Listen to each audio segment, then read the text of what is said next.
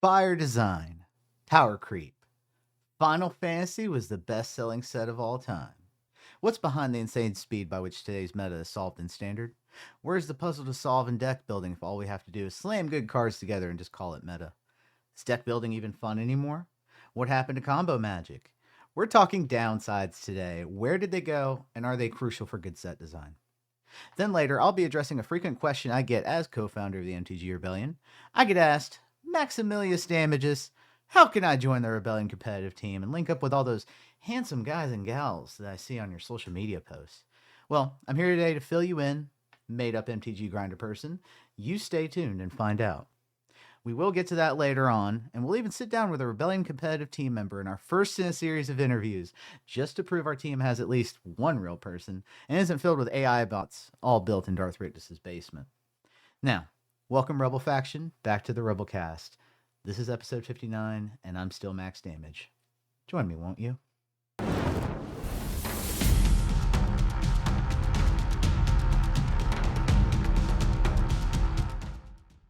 I feel that what gets lost in discussions about power creep, standard being too fast, and too much product is really what happened to brewing in standard.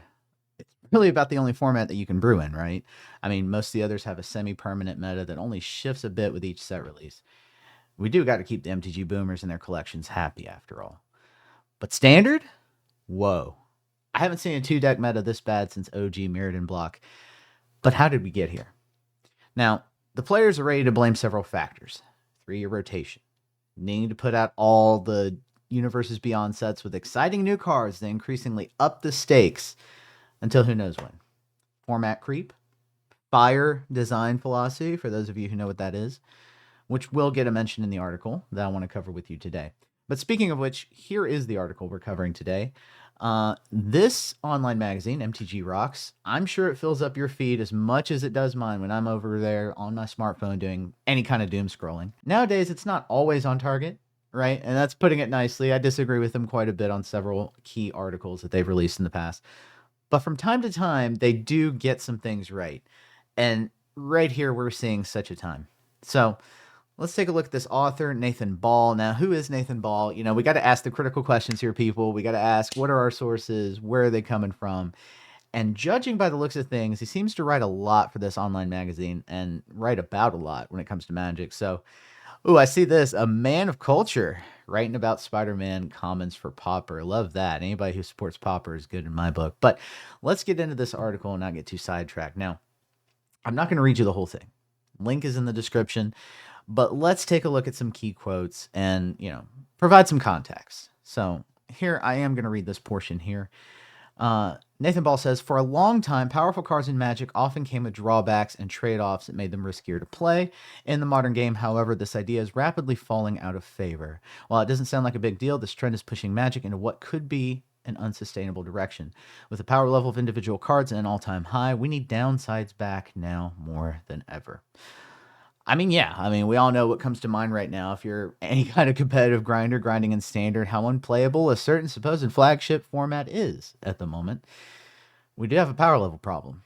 Now, it's one thing to call out power creep. Just about everybody's done that recently.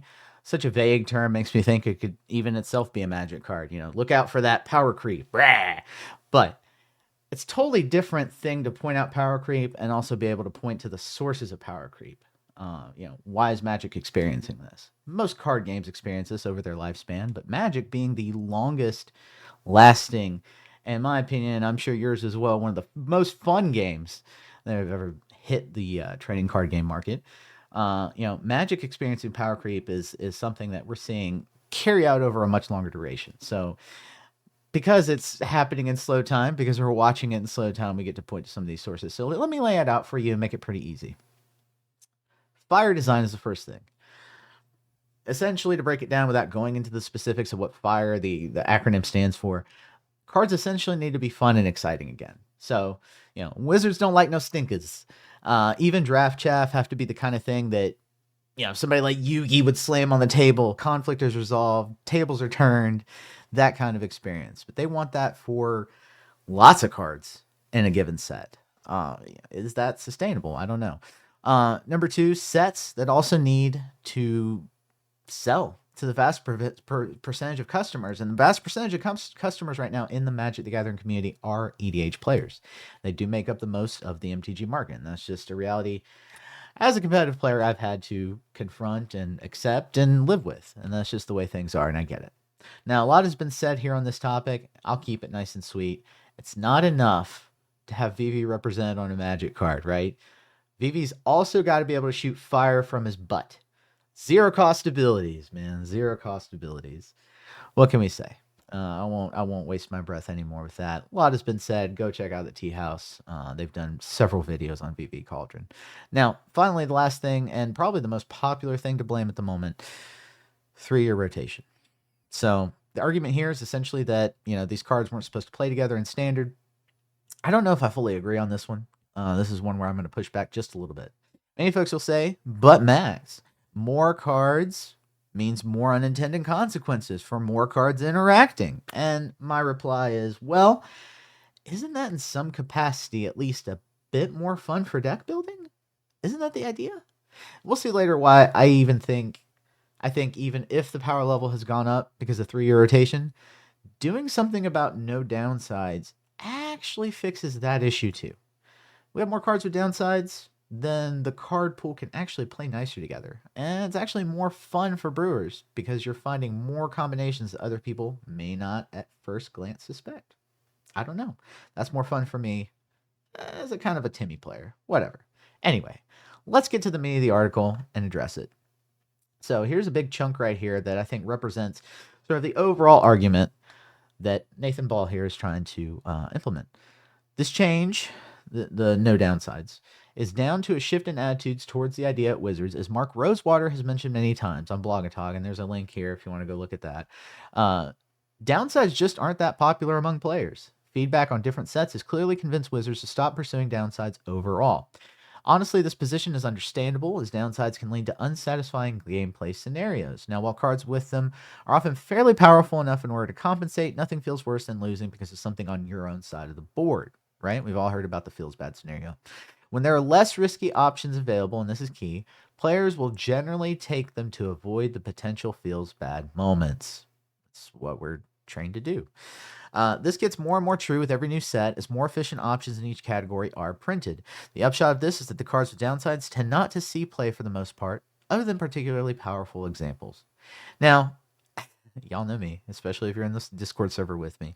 Link in the description, by the way, if you want to come and be a part of the conversation, the ongoing conversation, the MTG Rebellion Discord server. I'm not going to get into my old man yells at cloud rant about, the rising need for instant gratification, over long-term payoffs especially. But it is safe to assume, as just a matter of fact, regardless of how you feel about it, that this is true. I mean, Magic players, especially if you're competitive, especially if you want to win, are trained to avoid these feels bad scenarios. Given a choice, players will always select the easier, more direct one-man army approach, picking cards that do such things, rather than 2 or even 3 cards that individually come together with handicaps, but together may provide a higher ceiling than the one-man army scenario. I totally get it. I get why you want to deck build that way. You want to take up slots with the most value engine cards that you can, with the most payoffs that you can, optimize your chances of winning. Unfortunately, this is taking the easy way out when it comes to a deck building perspective, is it not? Taking the easy way out in deck building is actually rewarded in such a fast-paced, information-driven environment as we see in Standard today. So, there's really no way we can expect homebrew decks to survive at RCQs, much less the Pro Tour, much less Worlds, or on the global stage. It's just not realistic, and I understand why. However, isn't deck building the whole point to begin with? I mean, what sort of game are we if the same enjoyment we used to get from cooking up deck ideas with your pals around the lunch table, stunning your LGS spikes with them on Friday nights, the glory, the excitement of actually taking someone down with a proven brew, that's just been relegated to the realm of kitchen table, cube situations, not stuff that happens at the LGS on Friday nights, unfortunately, right? Now, I know as a competitive player, someone who hopes the next generation Magic players also choose competitive Magic. It's sad that I even have to say that that's even a statement, but I mean, that's where we are. I worry that if deck building isn't fun anymore, we're not going to get players invested in the flagship format. Standard is where, of all the formats, deck building is supposed to take place the most and mean the most. Traditionally, anyway. Do we want to deprive new players of that experience? Let me know in the comments below what you think. Now, downsides are a part of deck building. They're an integral part of that picture. Think about how we even got to some of our more famous combos in Magic, right? One card covering another's downside. Maybe not even just a single card covering for another single card, but a whole deck synergy going in one direction, being rewarded by a card that has almost no value outside that context, becoming a payoff within that context, within that setting. You can think of many great examples. There are literally hundreds, thousands, I'm sure, out there. But just off the top of my head, Gyre Reach Sanitarium, right? Doesn't look like a great card on the surface, but introduce Narset, Parter of Veils. And, just like a myriad of other famous combos, you have something that can lock out your opponent, something that can do something with a really high ceiling. That's what a combo means in Magic, right? That's typically how we come up with some of our deck ideas. And more than one card coming together to become more than the sum of their parts, that's Magic the Gathering. The fun of deck building has really receded into the background as one of the fun factors for why people play Magic. And I think in recent years, it's no secret that EDH and other casual formats have called to mind more or less about the experience of play. And I get that that's an important factor, bringing in new players especially, but isn't also winning with something you created? Do we really want to get away from that being the core of competitive? It's nearly impossible to encourage players to brew in a really fast-paced standard like we're seeing today. We do get new brews on the Brewers Corner all the time. But, I noticed that those decks moving into the tiers happening less and less. Why try to find that high ceiling, low percentage build when you can just fill a deck with Swiss Army style one-man army cards that carry the game by themselves? High mana value, no longer really considered a worthy downside anymore, really. I mean, think about the conversations around certain cards every time a set releases. Even 4 mana value cards are looked at as suspect in Magic's faster and faster standard format. How often when valuing cards do we talk about how powerful a 4-drop has to even be considered for anything faster than, like a control or ramp deck? Why, for example, was Sheldred irrelevant for the last year that she existed in Standard? We joked about her surviving ban after ban, but how about his power creep when a card the community was almost unanimously in pitchforks for a couple years ago to get banned? Now just the butt of a joke.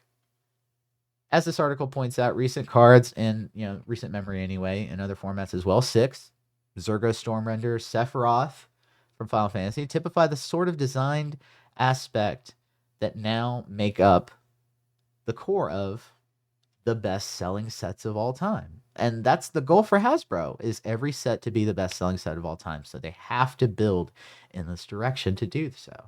At least they think.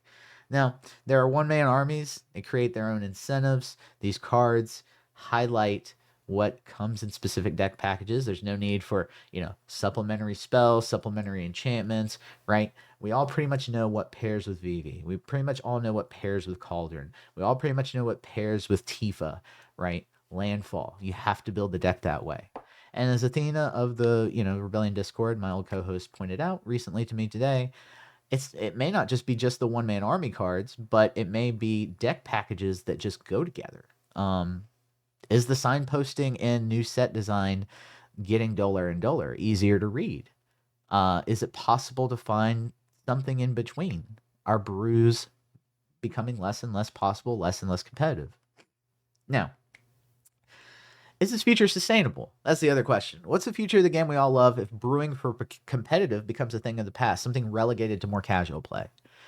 This is fast becoming a hot issue around set design. I believe downsides are getting lost in the discussion between us complaining about 3-year standard, designing for Commander within standard sets, universes beyond. What's wild, though, if I think about it, too, is I was looking things up today when preparing for this episode. What's wild is another article just dropped today about Izzet colors. Is it going to need is it going to need further bans? Are they going to need to ban Croft, which has become the core of the deck? It's interesting discussion. It highlights the problem with Standard that, in general, power level needs to come down. That's where I'm at. Do they need to ban Prof? Do they need to ban Winter Night Stories? What do they need to ban after they even ban those cards to bring down constant bans? I'm definitely not an advocate for. I think good set design gets around needing to ban that many times. But, let me know what you think in the comments. Standard Brewer's Nightmare, or can set design ever go back to the way it was? This show thrives on getting to know what you think, and if you leave a spicy comment for me, I might show it off on next week's program and respond. Y'all let me know. Now, this past December, Darth Rictus and Athena fielded a squad of rebels for the first annual MTG Rebellion team. They practice every week, strategize daily, grind together, sit in on meetings together, and sometimes even link up in the field to tackle events together. We're very proud of them. Every year, new spots will open up to give new recruits to the Rebel faction a chance at glory, a chance at victory, but really a chance at the Pro Tour. Now, how do you do it? How do you join the team? First thing you got to do, link in the description, is you got to join the Rebellion Discord. If you make it past the front gate by answering a series of basic questions, so we know it's safe and you're not one of Rictus's AI bots that he built in his basement coming back to get us. Hey, come on. He's always talking about his high-tech equipment that he brings to his basement. He spends tons of time down there. It's probably easy to assume that he's building a robot army. Wouldn't put it past him. Anyway, if you make it through the front gate, we've got Praetors to help guide you the rest of the way. It's not easy, though. There are a series of 5 trials intended to bring you into the fold and actually make you interact with the other grinders in the group. Imagine that. It's all through your computer screen, but you still have to talk to people. And no, before anyone asks, you can't just do your trials with Sparky. Look, so the basic idea is this. Get yourself over to the Rebellion Discord, talk to us, do your trials, and then once you get to the top of that aggro crag, you can win a top spot in the annual qualifier tournament. Now, even if you don't make it, along the way, you'll have gained knowledge, experience, strategized with one of the meanest, leanest Discords in Magic today, if I must say so. What have you got to lose? Only things that are impossible are the paths that you choose not to take. And just to prove that these are real people, and again, not bots built in Rictus's basement, I have exclusive audio of my interview, first in the series, with Hunter, a premier competitor, and one of our key Rebellion guild mages. I first got introduced to Magic the Gathering on my Xbox 360. Oh, wow.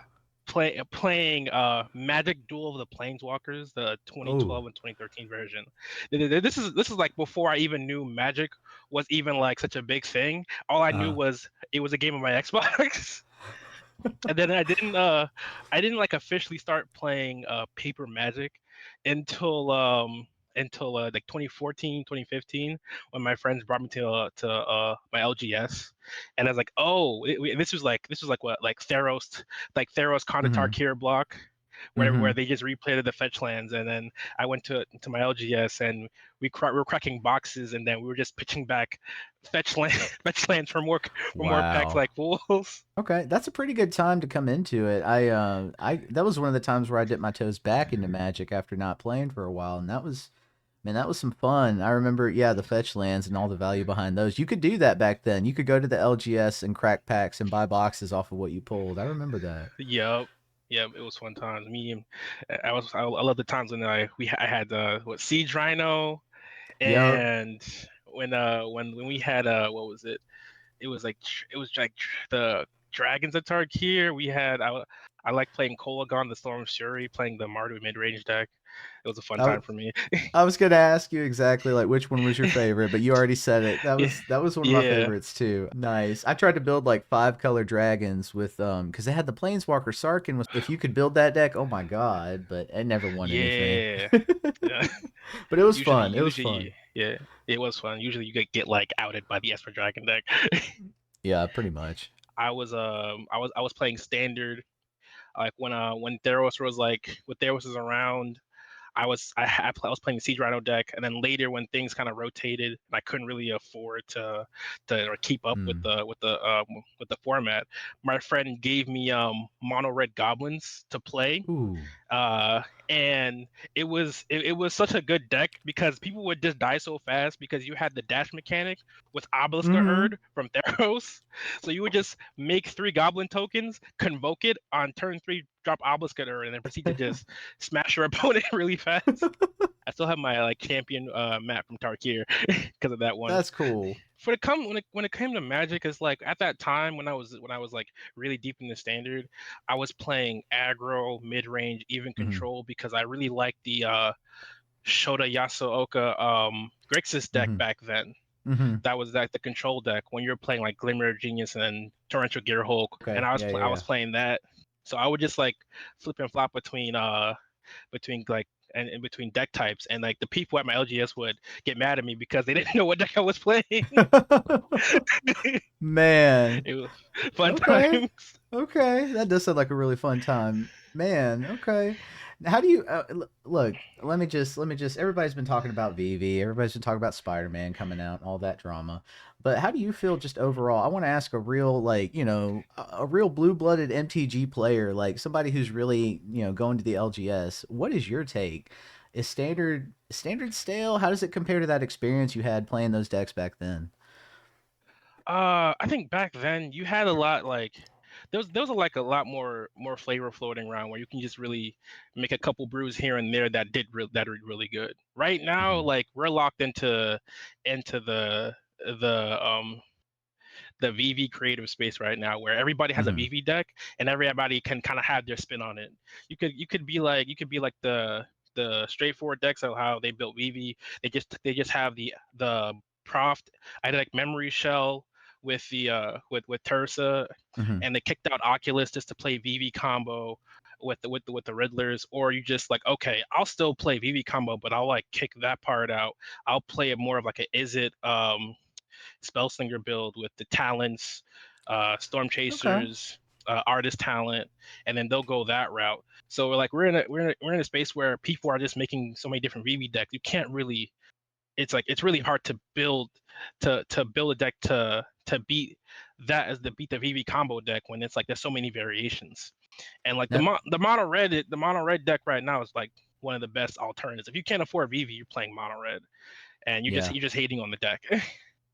Yeah, I mean, you're right about that. But you introduced something interesting in the conversation that I don't really hear that much, which I do think needs to be expressed. I'm happy you said it, is that you're pointing out the fact that even within like a VV meta, there's still variations on the deck. We have a large enough card pool that you can create some variations on the deck that at least keep things interesting. Am I right?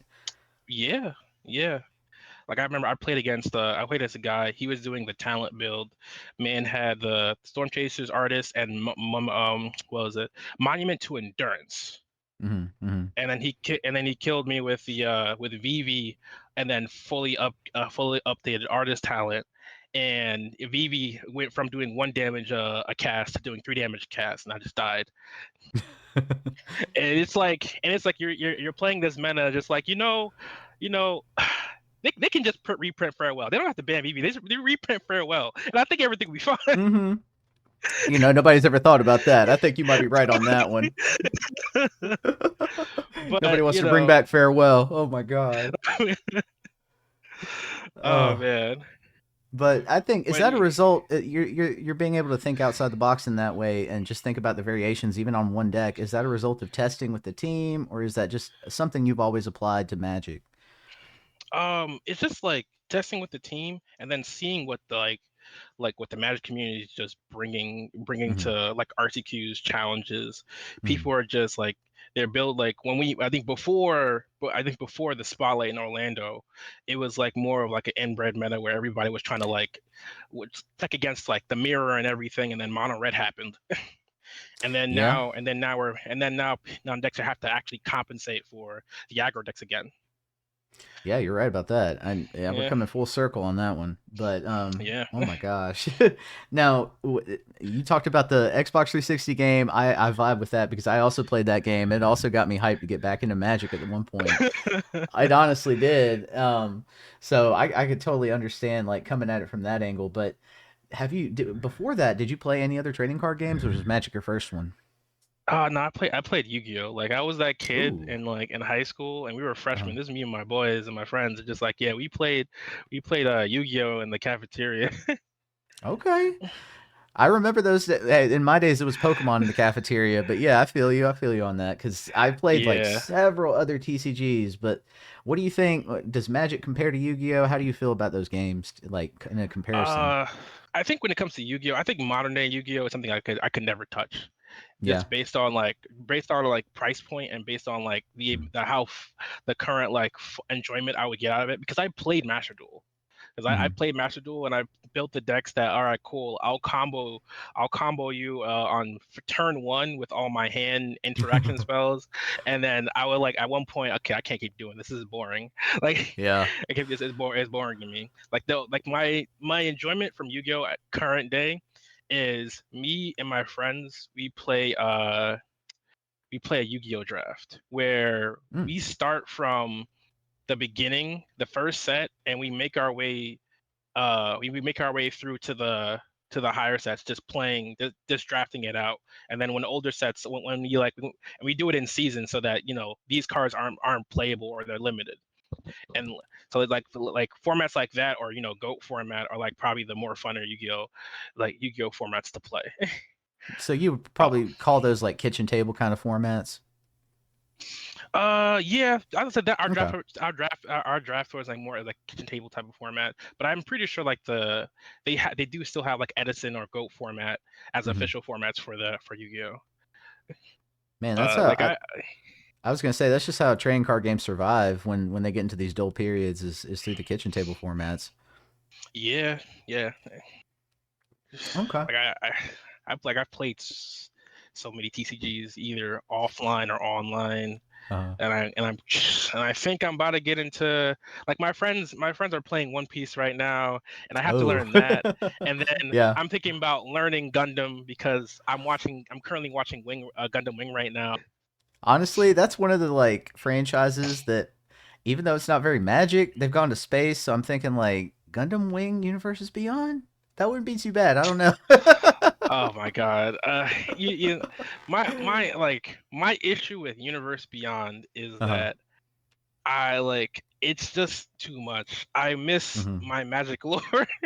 I I do miss too, my man. Magic lore and my affordable sets, because Universe Beyond has it's been cool, but at the same time it's like, who's out here buying like $1,000 collector boxes, like spending over Yeah, 200 for a set boosters. It's yeah, tough out here to, like, if it you're just like, is.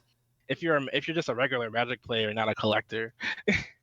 I'm genuinely with you on that one because that's what yeah, that criticism. I know there's all these other criticisms about the lore, and yes, I will say I do agree with some people who are saying that Magic needs to believe in its lore, its power to create lore a little bit more, and have more of Yeah. those sets. But I think the criticism that sticks the most is like the price point, because yeah, the people buying that stuff aren't the people grinding on Friday nights. Like it's not the same people. Nah, it's not the same people. Okay, Granted, I don't hate Universe Beyond. It's just like, right. either it just feels like I'm trying to have a meal, and Hmm. then for some reason, without me ordering more, they just keep putting it on my plate to the point where it's like they see that I can't eat anymore, and now they're just stuffing it down my throat, and I'm just like, okay. uh, and, Oh man, and, and then now I'm just like, I'm full and tired. man, yeah, I feel you on that. I truly do. But I'm glad to hear that you're still having fun. I know the team's pivoted to a different format now. Are y'all playing modern? Is that what everybody's on? Yes, yes. So I'm at the point in my Magic collection where I can now play modern, Ooh, because after years of reprints and me collecting like the important lands to play other formats, I can now afford to play modern, I'm enjoying it. I'm currently on Esper, okay. and I'm Esper Blink, and then either I may pivot to like Goryo's, or just to try that out. Okay, okay. I'm happy to hear that, honestly. And that's I think that's one of the perks of the Rebellion team is being able to move with this group of people along the different formats and educate each other and get each other caught up. I think that's one of the things that I enjoy about just, taking part or looking at those conversations and those dialogues. What would you say is like your favorite part of the team? Or maybe let's start with this. What got you to want to be on the team in the first place? I think this starts around like 2023. I wasn't Mhm. playing Magic. My friends, one of my best friends for when I was playing Magic got me back in. He and his friend. wanted to start a local team to Mhm. grind out events, and he brought my name up because me and him were grinding events back in the day as well. And he got me back into Magic, and we were grinding Magic all through that year, store championships events. Mhm. I was on Shieldred or Glogari, running through events, and I still have that store championship Urza Saga, that gives me great joy to look at every time I see it. Heck yeah. um, but yeah, it's like after me and him were grinding, one of the guys who started the team officially kind of just slowed down, and then he slowed down too. So I was just like, okay, well, I still want to do more competitive Magic, but I kind of had to look to other places, and I found the Rebellion. I found the Rebellion, and then interacting with you guys, and then interacting with trying to get on the team. I was like, okay, maybe if I get on the team, I can just push for a more competitive grind. And I got on the team, and I was just like, heck yeah. And then playing with you guys, testing with you guys is like honestly is one of the best times because everybody has such different perspectives on decks or ideas that you can just bounce off of, test stuff back to see what really works. And it's been a real great time, like just working with everybody. That's amazing to hear, man. I hope you stick with the team, and I hope you achieve some great things. What are some of your goals? Like, where do you see yourself going in terms of just your Magic competitive career? No pressure. It's like yeah, no pressure. It's like, yeah, I want to be a pro player. I want to be a pro player. That I want at one point I just want to be a pro player. Like just to get up there, give it my best shot, and give it my best shot and see what I can really achieve playing competitive Magic.